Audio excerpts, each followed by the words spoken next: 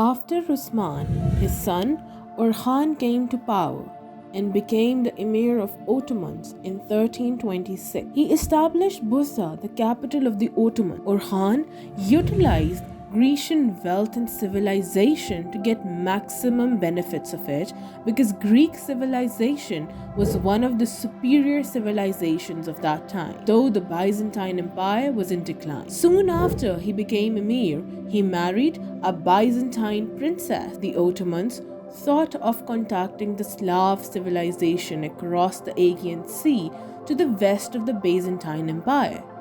This was the time when the Byzantine Empire had fallen prey to the civil wars. The Byzantine Emperor Cantacuzimus sought help from the Ottomans to pacify the civil wars and conflict that had erupted through the empire. The Ottomans agreed on the condition that he had to let them across the Aegean Sea and land in the Thrace, that was the northern section of the Aegean Sea.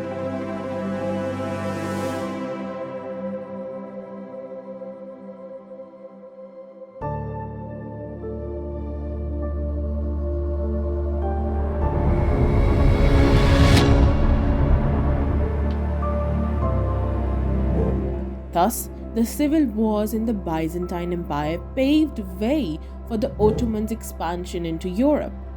By 1359, when Orhan's son Murad succeeded him, he became the emir of the Ottomans. The Ottomans were well settled and planted on the coast of Thrace. So long before the Turks had any status in Asia Minor, they were becoming a strong power in Europe. In 1360, Murad captured Adrianople from the Byzantines. This was the next most important city of the Byzantine Empire after Constantinople. The rulers of Europe got alarmed by the progress of the Ottomans in the Europe as military as well as a political power. There was a little that they could do to prevent the Ottomans from their progressions because there was no united force to oppose the Ottoman Turks, who were united and well rooted in the Europe by that time. 1389, Murad easily defeated the Serbians of the Battle of Kosovo because the jealousies and the quarrels among the Serbians, Bulgarians, and Hungarians made the Turkish advance easy. The Bulgars gladly accepted the Turkish suzerainty in order to save them from their Christian neighbors, because at that time there was a deep hatred existing between the Eastern and the Western Christian churches. Despite the Ottoman victory in the Battle of Kosovo, Murad was killed either in action or by assassination, in the evidence of what happened is conflicting. Another important step taken in the Murad's reign was the creation of the Corps of Janissar.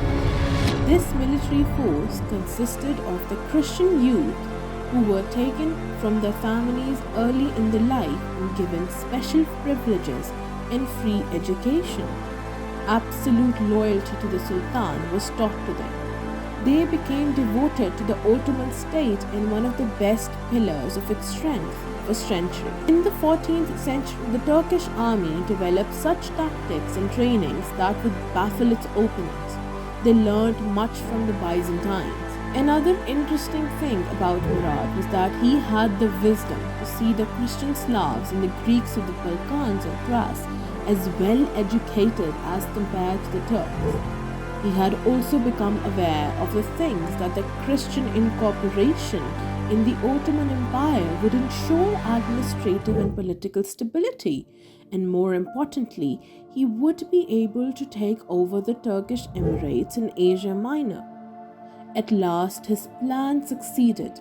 Before he met his end at the Kosovo and before his Serbian conquest, he decided to subdue the Turkish Emirates in the Asian Minor. After the death of Murad, his son Bayezid became the emir of the Ottomans in 1389. He married Despina, who was the daughter of the Serbian prince. Bayezid was very much conciliatory and appeasing to the Serbs. He incorporated the Serbian troops in his army with the same rights as the Muslim troops. Their incorporation into the Ottoman Empire provided them security from their Christian neighbors and the Bulgarians and the Hungarians, from whom they had suffered a lot in the past. Bayezid, the first Turkish ruler, who was on one hand made the Ottoman Empire and on the other hand tackled Asia Minor and the problem securing the submission of other Turkish emirates. In 1390, he occupied Ephesus. Before he could tackle his problem, Sigismund, leading the Hungarian army, marched south into Bulgaria and threatened the Turkish accusations in Europe. Hurrying back from Asia Minor, Bayezid attacked the Hungarian invaders at Tarnovo, expelled them from the area and incorporated Bulgaria into Europe. Bayezid then turned his attention to Constantinople, and it was the first time that any Turk ruler sought to besiege and take Constantinople of Byzantine Empire, which was considered the second Rome. In 1402, he gave up further plans of siege of Constantinople because there emerged a threat to him from Timur, who had entered into Asia Minor. Timur was the last of the great Central Asian Tatar conquerors who was from the descent of Genghis Khan. He had taken Sivas by storm and was marching towards west. He seemed interested in the richer lands of Egypt and Syria, where he could get a better look into Asia Minor. Bayezid was taken prisoner and died the following year. The Battle of Ankara was important because it was the first defeat that the Ottoman army suffered for the first 3 centuries of the Turkish history. Timur's battle with the Turks was only like the nature of a raid. After a year, he retired to Samarkand in Central Asia again and died soon. The Anatolian Emirates re-established their independence once more, and the Ottomans went on with building their empire based in Southeast Europe. One interesting fact revealed at this time that at the moment, if the Ottomans' greatest weakness after the defeat of the Byzantines, the Greek and Slav Christians, didn't show any signs of throwing off the Ottoman rule, that was the indicative of fundamental soundness of the regime.